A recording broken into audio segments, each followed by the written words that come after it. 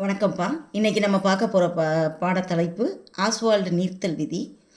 Oswald நீர்த்தல் விதியில் என்ன சொல்கிறாரு அப்படின்னா, ஒரு வலிமை குறைந்த அமிலம். வலிமை குறைந்த அமிலம் அப்படின்னு சொன்னாலே நம்ம எல்லாருக்குமே நல்லா ஞாபகம் வரக்கூடிய ஒரே அமிலம் யார் அப்படின்னா அசிட்டிக் அமிலம்.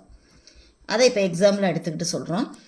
அசிட்டிக் அமிலத்தோட பிரிகை, வலிமை குறைந்த அமிலம் அப்படின்னு சொல்லும்போது நமக்கு ஏற்கனவே தெரியும் அதோட பிரிகை வீதம் அப்படின்றது ரொம்ப ரொம்ப குறைச்சி தான் இருக்கும்.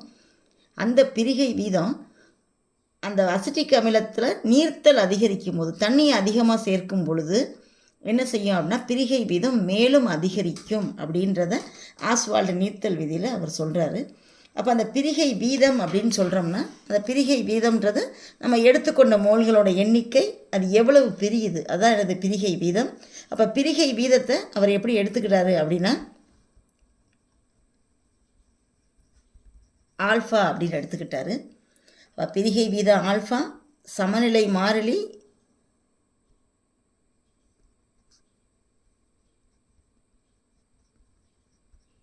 கேஏ, செறிவு சி, இது மூணுக்கும் என்ன தொடர்பு அப்படின்றதை இந்த ஆஸ்வால்டு நீர்த்தல் விதி கூறுது. இப்போ வலிமை குறைந்த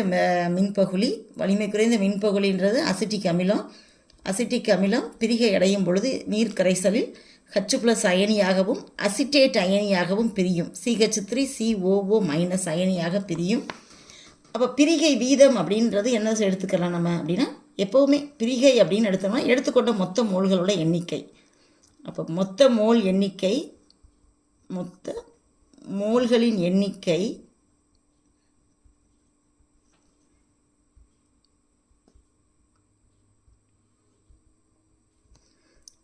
பிரிகை அடைந்த மோல்களின் எண்ணிக்கை. பிரிகை அடைந்த மோல்களின் எண்ணிக்கை, மோல் எண்ணிக்கைன்றதை நான் ஏன் புள்ளியை வச்சுருக்கேன், எண்ணிக்கை. அப்போ அசிட்டிக் அமிலத்துக்கு பிரிகை வீதம் அப்படின்றது நம்ம என்ன சொல்கிறோம், எவ்வளோ மோல் எடுத்திருக்கோம் அப்படின்னா, இப்போ இங்கே இந்த இதில் நம்ம என்ன எடுத்திருக்கோம் அப்படின்னா 1 மோல் எடுத்திருக்கோம் அசிட்டிக் அமிலம். அப்போ எடுத்துக்கொண்ட மொத்த மோல்களோட எண்ணிக்கை, பிரிகை அடைந்த மோல்களோட எண்ணிக்கை, ரெண்டுக்கும் இடையில் உள்ள விகிதம் தான் என்னது அப்படின்னா பிரிகை வீதம்.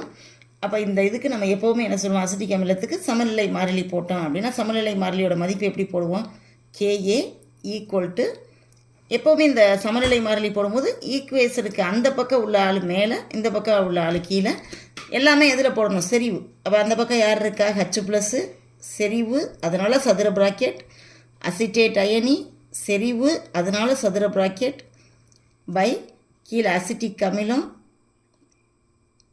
செறிவு, அதனால் சதுர பிராக்கெட். அப்போ பிரிகை வீதம், சமநிலை மாறிலி,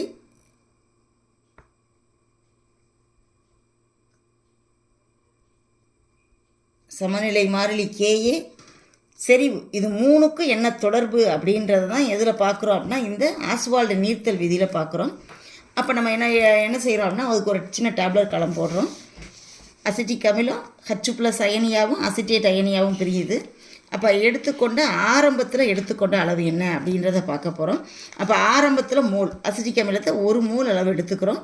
ஆரம்பமே வினை படுபொருள் மட்டும்தான் இருக்கும், வினை விளைபொருள் உருவாகி இருக்காது. அப்போ வினை விளைபொருள் கிடையாது. அப்போ அசிட்டிக் அமிலம் பிரியுது, எவ்வளோ பிரியும் அப்படின்னா ஆல்ஃபா அளவுக்கு பிரியுது. ஆல்ஃபான்றது பிரிகை வீதம், அதனால் நம்ம என்ன சொல்லுவோம், எவ்வளவுன்னு அளவு தெரியாது, அதனால் நம்ம சும்மா அதே ஆல்ஃபாவோட மதிப்பை வச்சுக்கிட்டோம். அப்போ 1 மோல் எடுத்திருக்கேன் சமநிலையில், ஆல்ஃபா அளவுக்கு பிரிஞ்சிருச்சு. இது ஒன்று பிரிஞ்சால் இதுவும் ஒன்று கிடைக்கும், இதுவும் ஒன்று கிடைக்கும். அப்போ இது ஆல்ஃபா பிரிஞ்சால் இதுவும் ஆல்ஃபா தான் கிடச்சிருக்கும், இதுவும் ஆல்ஃபா தான் கிடச்சிருக்கும். அப்போ இதில் மிச்சம் இருக்கக்கூடிய சமநிலையில் வினைப்பட்டது போக மிச்சம் இருக்கக்கூடிய அசிட்டிக் அமிலத்தோட அளவு என்ன அப்படின்னு பார்த்தோம்னா, ஆரம்பத்தில் வினைப்படுபொருள் 1 மோல் எடுத்துக்கிட்டோம், ஆல்ஃபா அளவுக்கு பிரிஞ்சிருக்கு.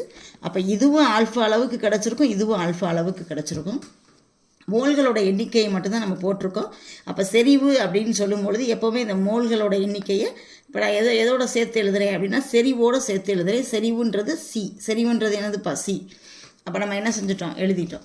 இப்போ நம்ம செறிவு அப்படின்றத சதுர பிராக்கெட் போட்டு ஒவ்வொன்றுக்கும் இங்கே சமநிலை மாறிலி எழுதியிருக்கோம். அப்போ சமநிலை மாறிலி KAல இந்த செறிவு ஒவ்வொன்றோட மதிப்பை இந்த அட்டவணையில் நம்ம குறித்த மதிப்போடு எழுத போகிறோம். அப்போ H+ அயனியோட செறிவு அப்படின்றது ஆல்ஃபா சி, அசிட்டேட் அயனியோட செறிவு அப்படின்றது ஆல்ஃபா சி, கீழே அசிட்டிக் அமிலத்தோட செறிவுன்றது 1 - ஆல்ஃபா சி, 1 - ஆல்ஃபா சி. இப்போ இங்கே மேலே 2க்கு நடுவில் பெருக்குத்தொகை, இங்கே ஒரு சி இங்கே ஒரு சி கேன்சல் ஆயிடுச்சு. அப்போ மிச்சம் என்ன இருக்குது அப்படின்னு பார்த்தோம்னா Ka equal to alpha square C by 1 minus alpha.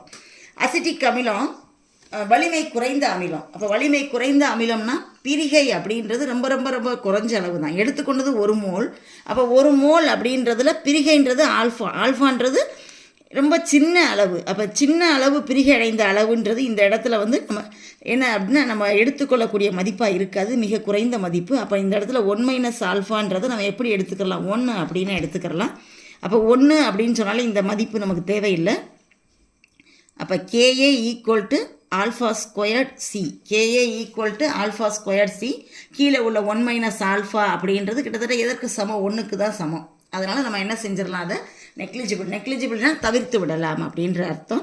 இப்போ என்ன கிடச்சிருக்கு, ஆல்ஃபாவை இந்த பக்கம் நான் வச்சுக்கிட்டேன், சி அந்த பக்கம் கொண்டு வரேன். அப்போ alpha squared equal to Ka, அந்த பக்கம் பெருக்கல்ல இருக்கிறது இந்த பக்கம் வரையில் வகுத்தல்ல மாறுது. அடுத்து alpha squared equal to KA by C, அதை அப்படி நான் தலைகீழ் அந்த பக்கம் திருப்பி போட்டுக்கிறேன். Alpha squared equal to KA by C. Alpha equal to ஸ்கொயர்டை நம்ம நீக்கிறோம்னா ஈக்குவல்ட்டுக்கு அந்த பக்கம் ஸ்கொயர்டு போகையில் அது என்னவா மாறும் அப்படின்னா ரூட்டாக மாறும். அப்போ ரூட் கேஏ பை சி. அப்போ ஆஸ்வால்டு விதிப்படி இங்கே ஆல்ஃபா அப்படின்ற பிரிகை மாறிலிக்கும் சமநிலை மாறிலிக்கும், பிரிகை வீதத்துக்கும் சமநிலை மாறிலிக்கும் செறிவுக்கும் என்ன தொடர்பு அப்படின்றத ஆஸ்வால்டு விதி சொல்லியிருக்காரு. இப்போ இந்த விதி இதோட மட்டும் சொல்ல முடியாது. ஹச் ப்ளஸ் அயனி OH மைனஸ் அயனி, இதுவே வலிமை குறைந்த காரமாக இருந்தால் OH மைனஸ் அயனி, அந்த அயனிகளோட செறிவுக்கான வாய்ப்பாடையும் நம்ம இதிலிருந்து கொண்டு வரலாம். அந்த வாய்ப்பாடு எப்படி கொண்டு வரலாம் அப்படின்றத பாருங்கள். இப்போ ஹச் ப்ளஸ் அயனி அப்படின்னு சொன்னோம்னா ஹச் ப்ளஸ் அயனியோட அளவு என்னது, ஆல்ஃபா சி. ஹச் ப்ளஸ் அயனியோட அளவு என்னதுப்பா, ஆல்ஃபா சி. அப்போ ஹச் ப்ளஸ் அயனியோட செறிவு அப்படின்றது ஆல்ஃபா சிக்கு சமம். இங்கே ஆல்ஃபான்ற மதிப்பு நம்ம கண்டுபிடிச்சிருக்கோம் ஆஸ்வால்டு விதியில்.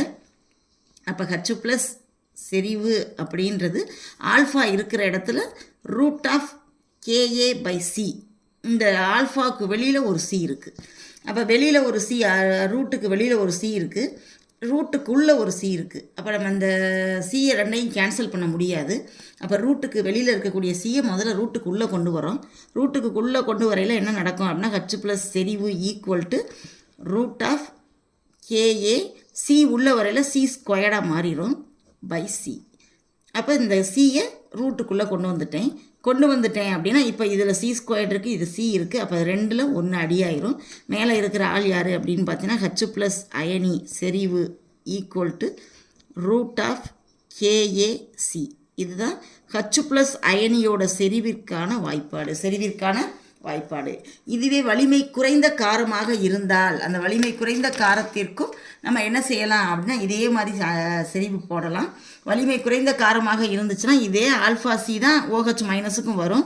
அப்போ இங்கே ஆல்ஃபா சி அப்படின்றத என்ன சொல்லலாம் அப்படின்னா OH மைனஸ் செறிவு ஈக்குவல் டு ரூட் ஆஃப் கேஏக்கு பதிலாக கேபி சி.